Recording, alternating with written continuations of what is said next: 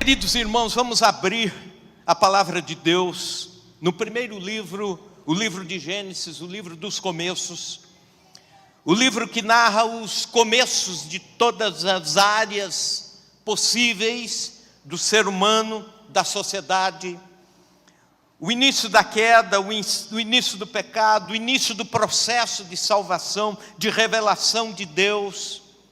Encontramos aqui o começo das famílias e também o começo das encrencas das famílias. E é sobre isso que eu quero falar nessa noite. Gênesis 33. Nós vamos ler até o versículo 17 e vamos meditar sobre o tema perdão, cura para os relacionamentos feridos. Perdão, cura para os relacionamentos feridos. Levantando Jacó os olhos, viu que Esaú se aproximava e com ele 400 homens. Então passou os filhos e Lia, a Raquel e as duas servas. Pôs as servas os seus filhos à frente, Lia os seus filhos atrás deles e Raquel e José por últimos. E ele mesmo adiantando-se prostrou à terra 7 vezes, até aproximar-se de seu irmão. Então Esaú correu-lhe ao encontro, o abraçou, arrojou-se-lhe ao pescoço e o beijou e choraram.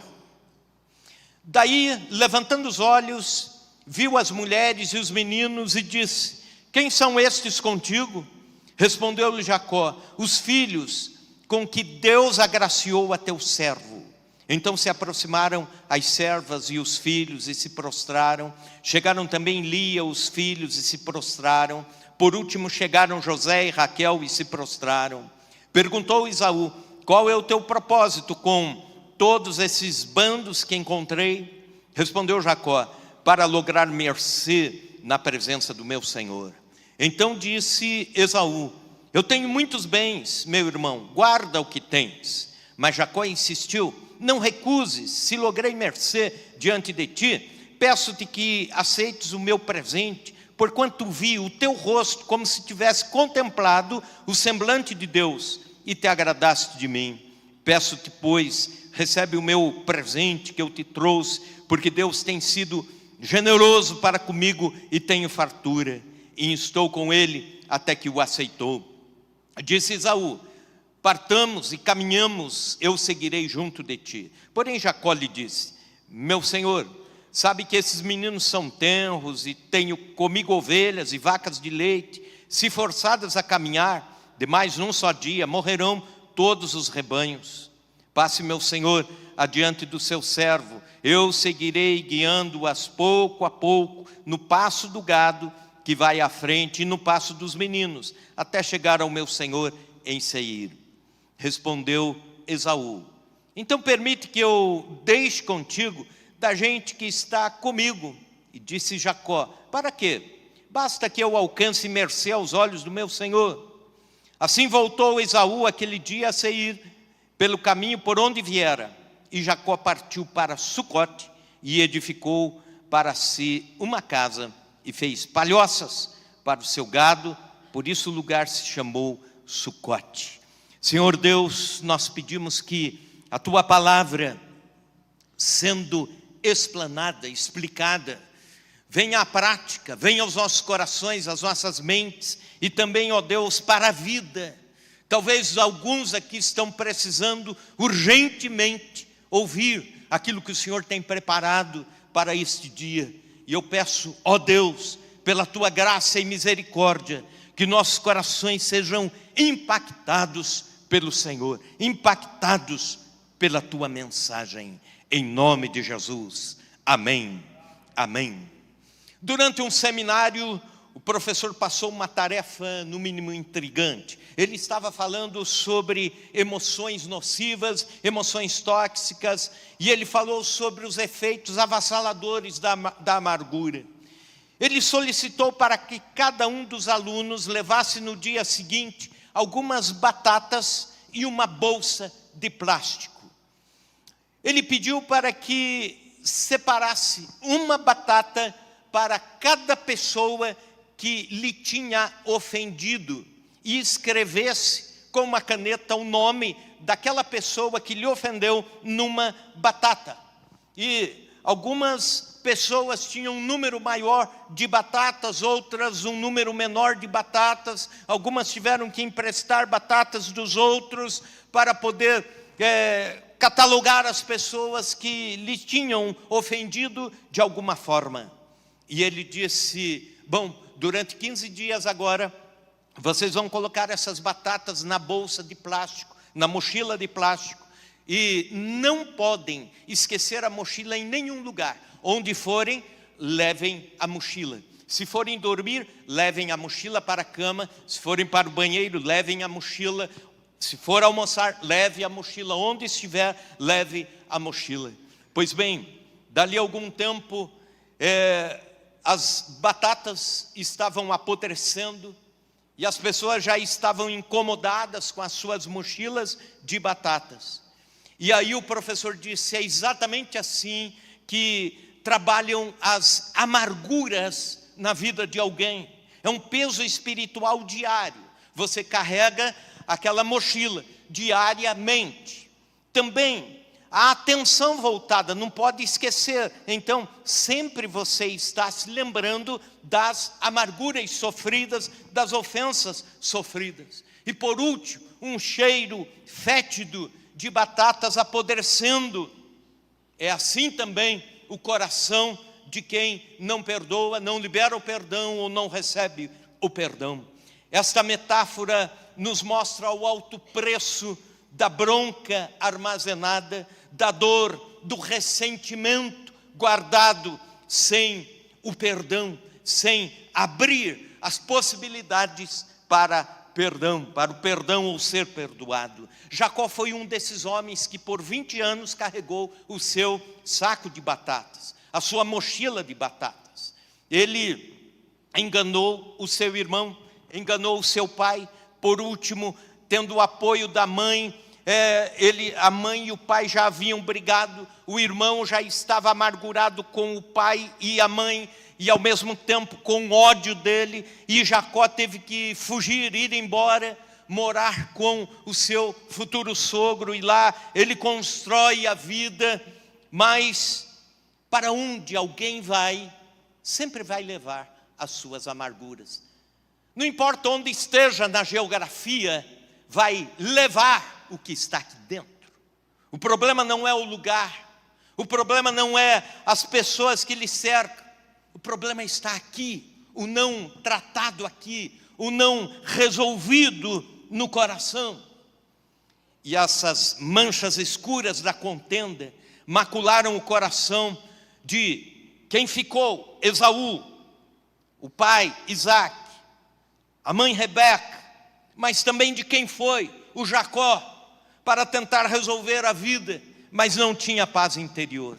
Ele trabalhou, casou, teve filhos, prosperou, mas também enganou de novo, e foi enganado de novo, e cultivou novamente o ódio, agora contra os cunhados contra ele, sogro, as esposas. E 2 décadas depois, Jacó tem um reencontro com Deus, capítulo 32 de Gênesis. Aí ele resolve a sua questão com Deus. Mas quando vamos para o capítulo 33, ele precisa resolver a sua questão com o irmão.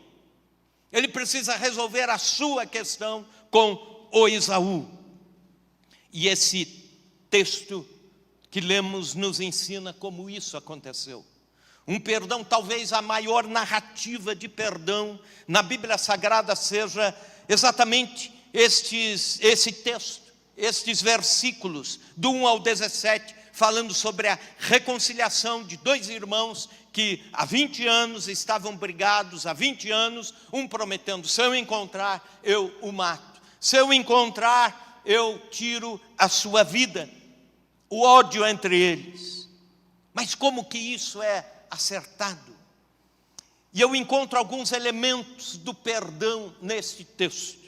Eu quero chamar a atenção sua para, à medida que formos construindo esta narrativa, você vai pensando junto comigo nesses elementos que constroem o perdão. O primeiro deles é a humildade. Versículo 3, prostrou-se à terra 7 vezes até aproximar-se do seu irmão. Sabe o que isso significa? O ato de prostrar-se na cultura oriental significa humildade, respeito incondicional, identificação afetiva. Jacó estava nesse momento quebrando as cadeias do orgulho, as muralhas da resistência. A escalada para o perdão completo começa com o degrau da humildade. Há uma regra simples: se nós ofendemos, devemos tomar a iniciativa no processo de perdão. A humildade nos faz tomar a iniciativa e dizer: olha, vamos acertar isso, vamos consertar. Agora, se somos ofendidos, também devemos iniciá-lo. A questão não é quem ofendeu ou quem foi ofendido, mas alguém nesse processo precisa de humildade. Alguém nesse processo precisa quebrar a cerviz, o orgulho. Eu imagino a cena: Esaú armado, escoltado por 400 homens de guerra, diz o texto, prontos para a batalha, adestrados, as espadas reluzindo ao sol do deserto, as lanças nas mãos, aqueles soldados marchando pelas areias, prontos para a batalha, prontos para destruírem a família toda e os rebanhos de Jacó. Mas quando vão se aproximando, eles encontram uma força maior, a força da contrição, a força da humildade. Jacó, de longe, começa a se prostrar, dizendo: eu quero conversar, eu quero acertar, eu quero resolver, me disponho a isso. E aí não há luta, não há vingança, não há sangue derramado, pelo contrário, há choro, abraço, perdão. Sabe quando você está irado, se armando com palavras, munido de argumentos, para enfrentar alguém que você tem alguma coisa, alguma rusga, e precisa resolver. Aí você se arma todo e vai pensando, maquinando assim: se fulano falar isso, eu respondo aquilo. Se ele responder aquilo outro, eu contra-argumento assim. E vai se posicionando assim, pensando: eu vou sair por cima, eu saio por cima dessa. Mas daí, de repente, você encontra outra pessoa com a guarda aberta, dizendo: que é isso, né? Vamos conversar, vamos orar, né? O coração aberto, despretensioso, dizendo: olha, vamos acertar tudo isso. Não há coração endurecido que não se sensibilize com a força demolidora da humildade. A Bíblia registra as seguintes palavras, Provérbios 29 e 23. A soberba do homem o abaterá, mas o humilde de espírito obterá honra. Pense ainda na riqueza das promessas de Deus para a vida do humilde. Por exemplo, a Bíblia diz algumas coisas que o humilde recebe. Isto é, aquele que tem humildade de quebrar o seu orgulho. A Bíblia diz: ele é considerado por Deus, Salmo 138, versículo 6. Ele é ouvido por Deus, Salmo 9, versículo 12. Ele goza da presença de Deus, Isaías 57, 15. Ele é livrado por Deus, Jó 22, 29. Ele é exaltado por Deus, Lucas 14, 11. Ele é maior no reino de Cristo, Mateus 18, 4. Ele recebe mais graça, Provérbios 3, 34. Ele é mantido em honra, Provérbios 18, 12. Como Jacó, então, prostre a sua alma, baixe a guarda. Isso é humildade, não é humilhação, é humildade. Então, o primeiro elemento nessa construção de perdão, humildade. O segundo elemento, manifestação. Veja o versículo 4, enquanto Esaú correu-lhe ao encontro e o abraçou.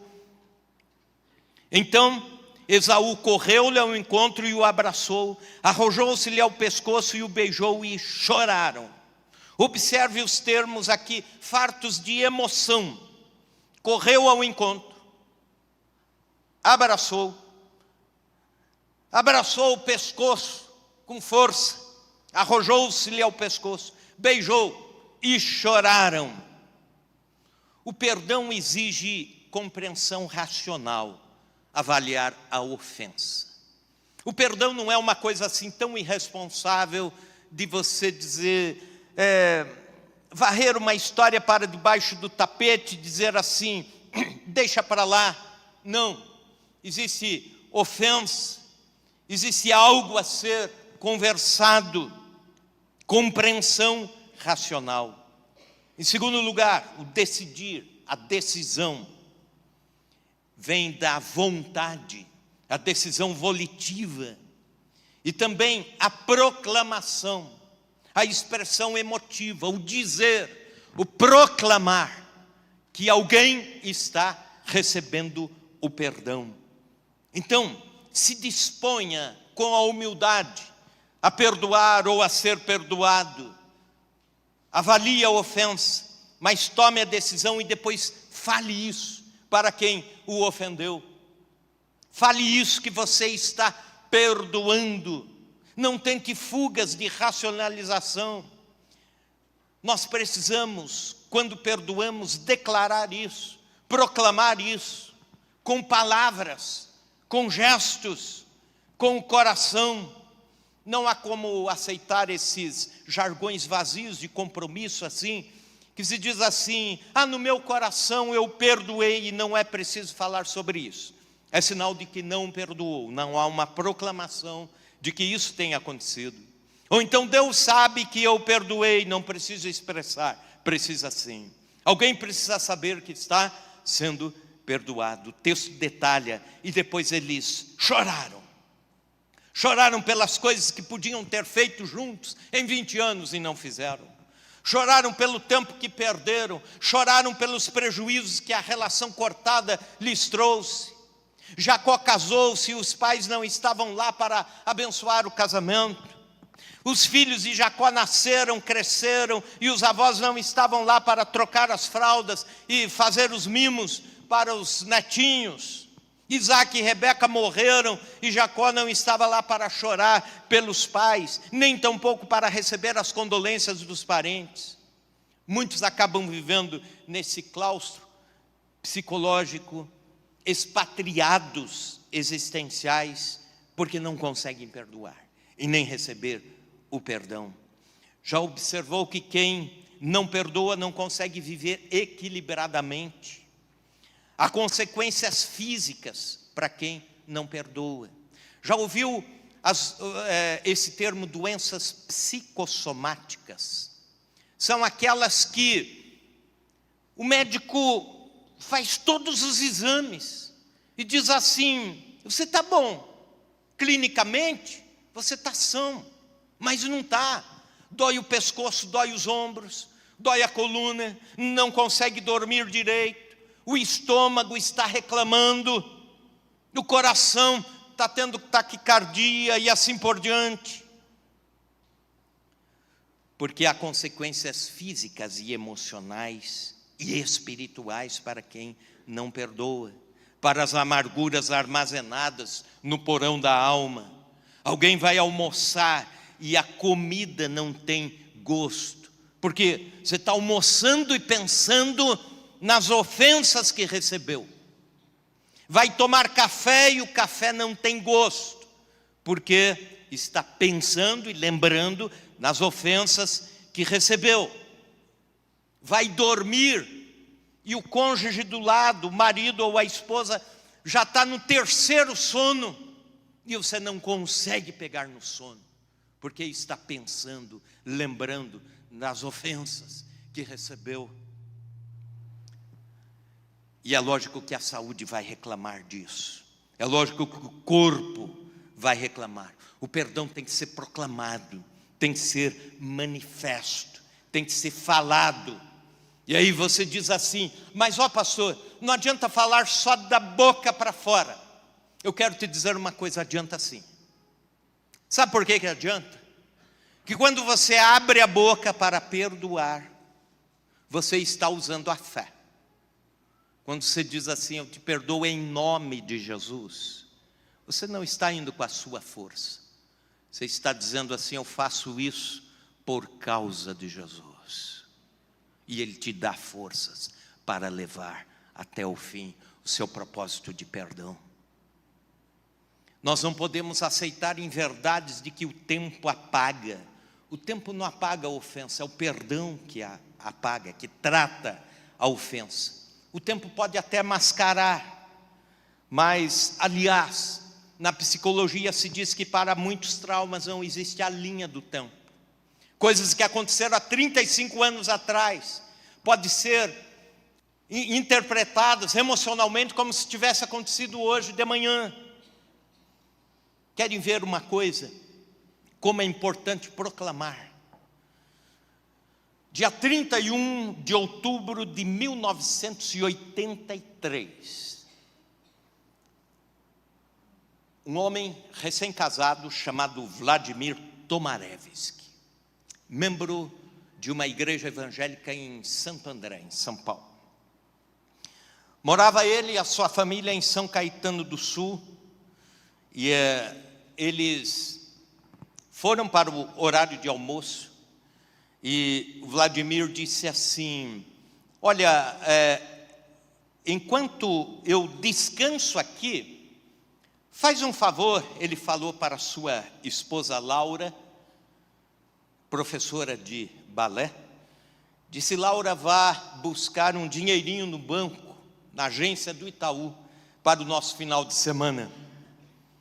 E ela pegou a filhinha Thalita, de 1 ano de idade, no colo, e foi para a agência buscar um dinheirinho para o final de semana. Vladimir dormiu um pouquinho, deitou no sofá, e de repente lhe ligou a TV, e estava um noticiário de que saiu um assalto, um banco foi assaltado. E ele prestou atenção, era justamente a agência para a qual a sua esposa se dirigiu. A Laura levou a filhinha, e enquanto estava na fila do banco, os assaltantes entraram com armas pesadas e disseram: fiquem todos num canto só.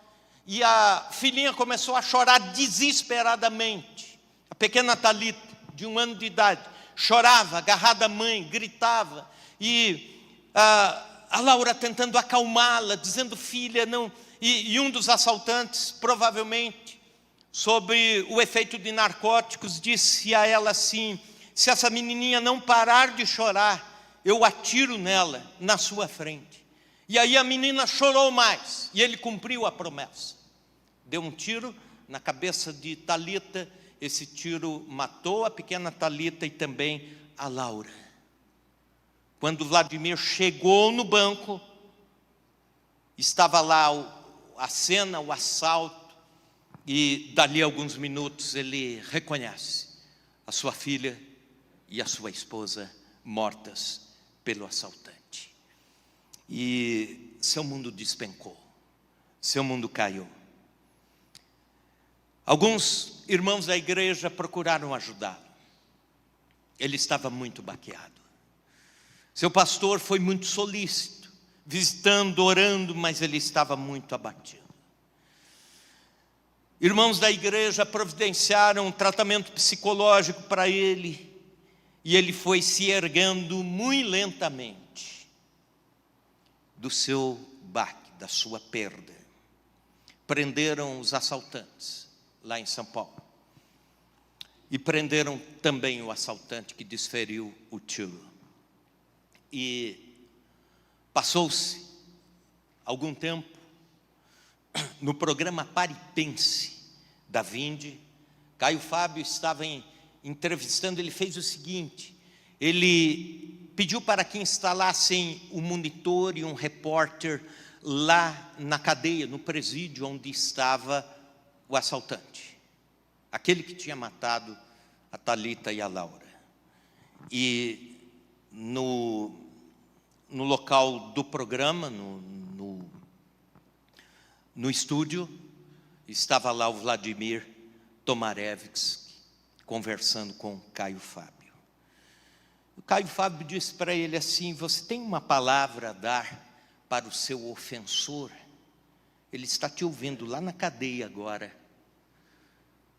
E o Vladimir parou e disse assim: você tirou tudo da minha vida. Você tirou minha família, minha filha, que tinha a vida inteira pela frente. Mas sabe, eu sirvo a Jesus. E por causa disso eu perdoo você. Eu perdoo você. Por causa de Cristo. Por causa dele, eu te perdoo. O assaltante lá do outro lado começou a chorar copiosamente. Nunca tinha chorado na vida. E ele disse: nunca ninguém me falou que me perdoava de alguma coisa. E justamente quando eu fiz a pior besteira contra alguém, essa pessoa disse que me perdoa. E começou ali um trabalho de evangelização. Esse assaltante, chamado de Paulinho Bang Bang, entregou a vida para Cristo. Cumpriu e cumpre todos os seus quesitos com a justiça, etc. Mas já como um cristão. E algum tempo atrás, eles ambos, o ofendido e o ofensor, se encontraram e juntos celebraram um culto a Deus. Nós não conseguimos entender isso. Mas o perdão faz milagres. Alguém disse no passado o seguinte, que a gente só fala de perdão e consegue entender até o momento que nós precisamos perdoar alguma coisa. Aí sim é diferente. Proclamação, manifestação. Alguém precisa ouvir que está sendo liberto da mágoa e do ressentimento. Mas também o terceiro elemento, a retratação. Veja comigo versículos 6 e 7. Então se aproximaram as servas, ela, os seus filhos, e se prostraram. Chegaram também Lia, os seus filhos, e se prostraram. Por último chegaram José e Raquel e se prostraram.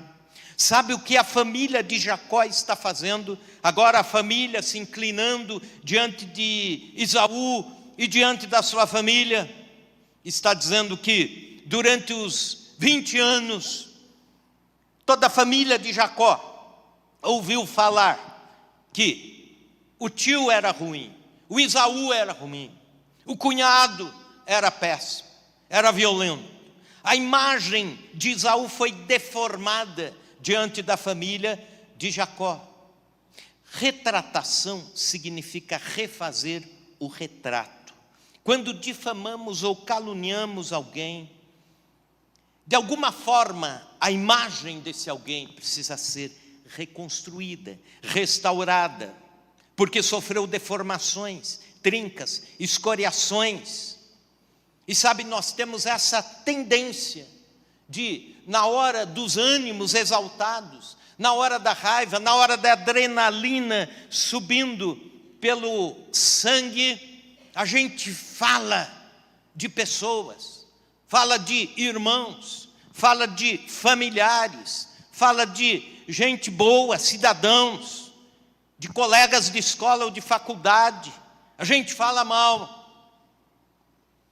E depois, a hora que tudo fica bem, vem o perdão, a gente se esquece de se retratar disso. E dizer, sabe aquela situação lá? Foi resolvida, ainda bem, está tudo bem. Mas a gente faz exatamente o contrário. Já ouviu falar do trenzinho dos amargurados? É aquela ideia assim, eu recebo uma ofensa do irmão Carmito, vamos pensar assim, vamos fazer um teatrinho, Carmito. Você me ofende, né? E eu fico bravo. Aí eu guardo aquele ressentimento. E aí eu chego amanhã, de manhã, na oração, e eu digo assim: ó irmãos, eu peço oração, porque orem pelo Carmito, mas só para orar mesmo, porque ele me ofendeu, mas só estou falando para orar, tá bom? Então já tem um pouquinho de gente que já vai ficar de mal com você e de bem comigo.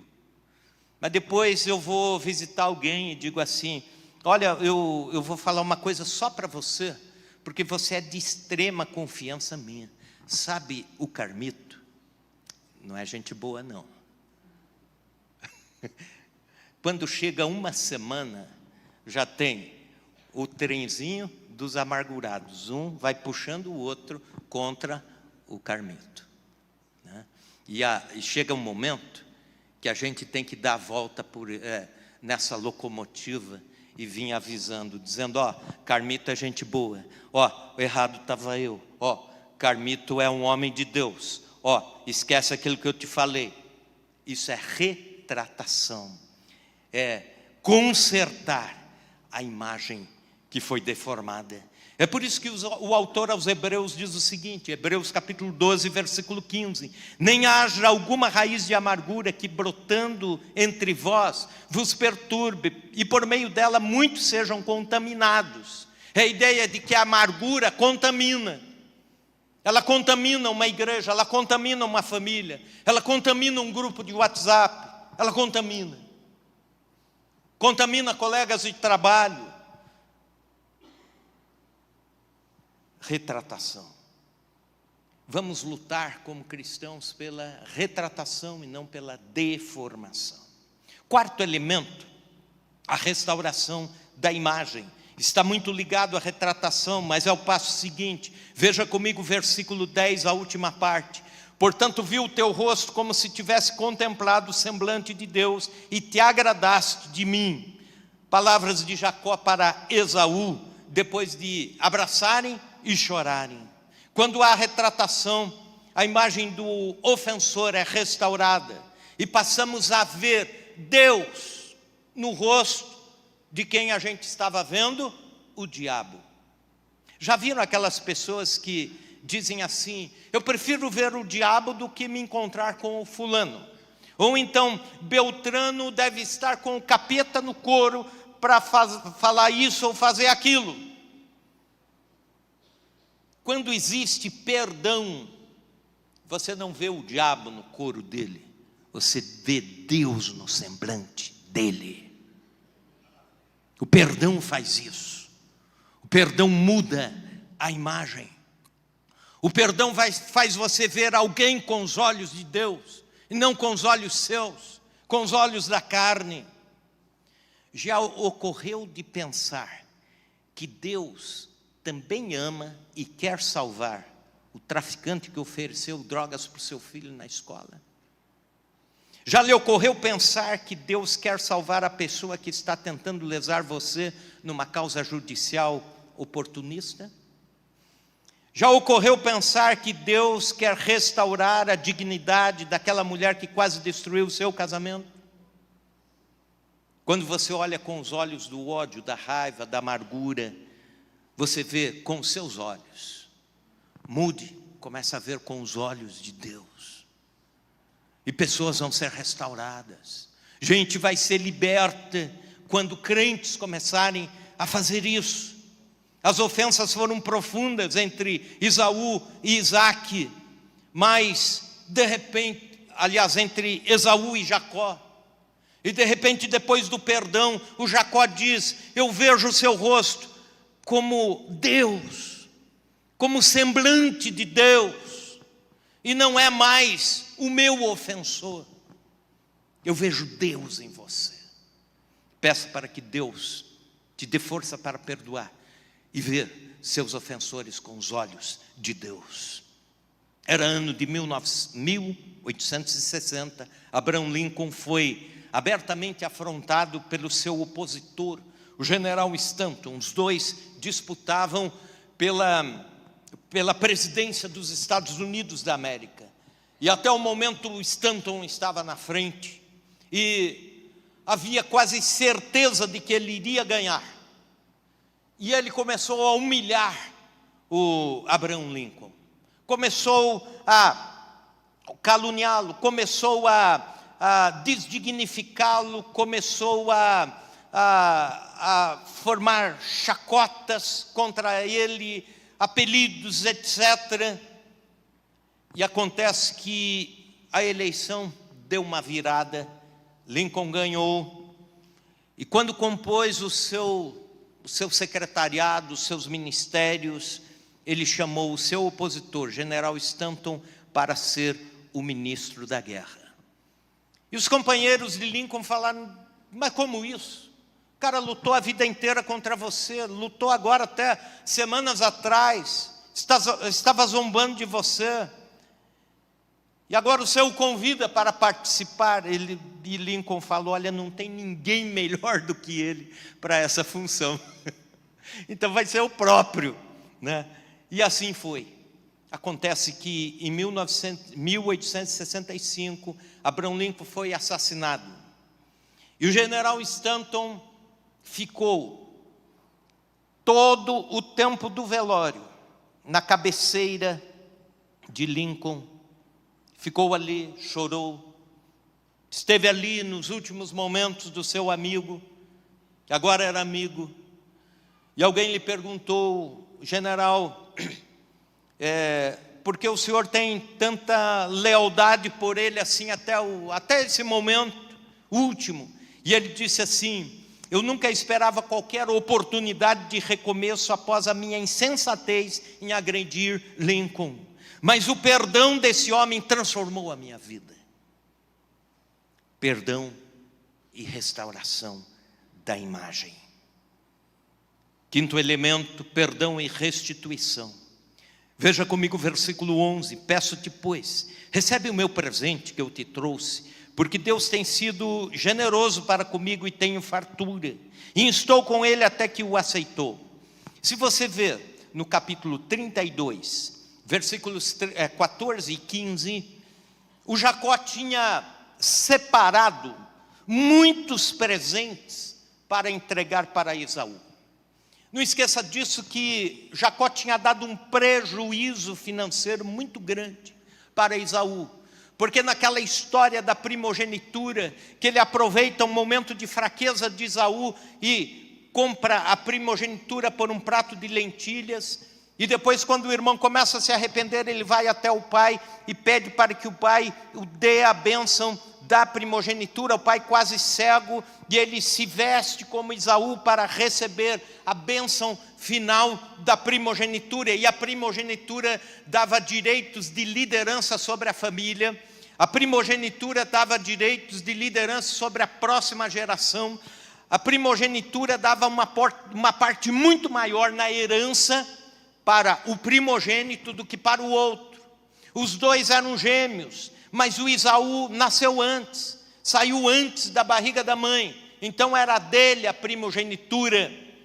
E nesse engano todo, nessa mentira toda, nesse teatro todo, sabe aquelas famílias que brigam tanto por herança? Brigam e nunca se acertam, nunca se compreendem. E aí, é nesse momento que o Jacó diz: eu quero me retratar com você, eu quero restituir. Não era só um presente, era mais do que presente.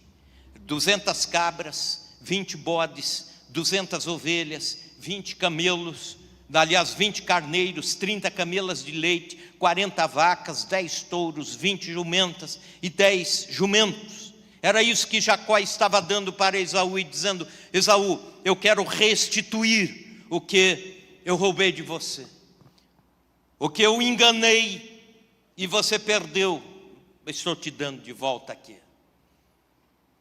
Quero dizer com isso que, se ofensas aconteceram e gerou prejuízo, negócios,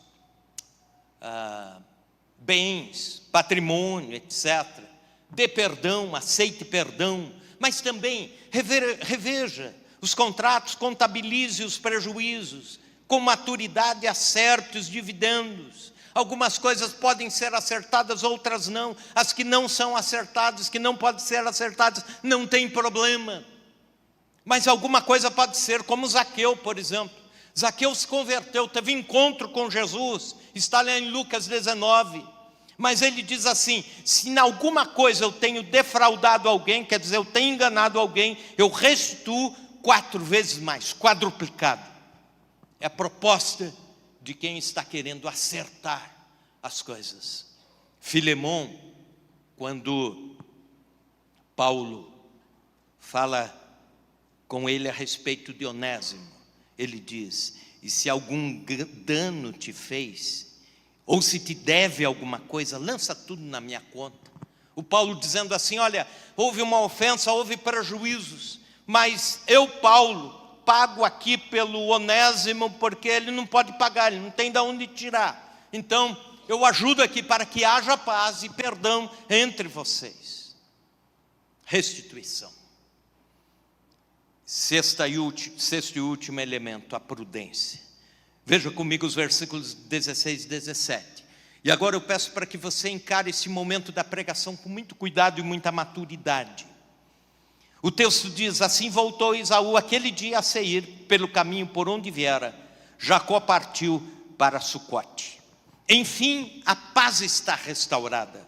Enfim, o ambiente já é leve. O peso dos ombros de Jacó e de Esaú caiu. Agora, Esaú é amigo de Jacó novamente. E Esaú diz assim: Jacó, vamos viajar juntos. Eu estou indo para a minha terra, Seir. Vamos comigo. Leva a sua família comigo, vamos para lá. E aí Jacó inventa uma desculpa assim, diz: não dá. Não dá porque as vacas estão prenhas. Não dá, a gente vai bem devagarinho, vamos para outro lugar, tem ovelhas. Aí o Esaú insiste um pouquinho mais e ele diz: não dá porque temos as crianças pequenas, não dá. Sabe aquela ideia assim, já teve tanto desgaste. Agora existe perdão, mas deve haver prudência. Sabe o que é isso? Uma sociedade não deu certo e brigaram, discutiram, quase foram aos finalmente, mas daí, por um milagre de Deus, tudo se restaura, o perdão, o acerto. Mas você tem que ser prudente, não vá fazer sociedade de volta onde já não deu certo. Sabe aquelas amizades grude? A Bíblia fala lá em Provérbios 25, 17. O que diz lá? Não te torne frequentes a casa do teu próximo, para que o teu próximo não enfades de ti. Em outras palavras, para que ele não canse da tua cara, né? E a amizade grude, de repente acaba mal. Alguma faísca, algum mal-estar e tal. Façam as pazes, voltem ao normal, perdão, mas o cuidado daqui para frente, a prudência. Deus nos dá a oportunidade nessa noite de pensar nossos relacionamentos. Talvez alguns relacionamentos feridos, talvez alguns relacionamentos truncados, outros desgastados, outros rompidos, e precisando em maior ou menor escala do milagre do perdão, da decisão do perdão. E eu quero chamar você, irmão e irmã, para uma revisão na sua vida nesse momento, hoje, para que a gente não saia daqui de forma imprudente para com a palavra de Deus. Conta-se certa vez que 2 irmãos, essa história você já deve ter lido na internet, mas vou repeti-la. 2 irmãos moravam em fazendas vizinhas, se gostavam muito, a cada final de tarde davam uma volta até chegar num lugar onde o riacho que dividia as fazendas dava para eles cruzarem, se abraçarem, conversarem, contar como foi o dia. Mas de repente, por algumas intempéries da vida, começaram a discutir, trocar palavras ruins uma para com o outro. O relacionamento saiu faísca e eles resolveram não mais se falar. O irmão de um lado, ele do outro, o riozinho, os dois mal-humorados.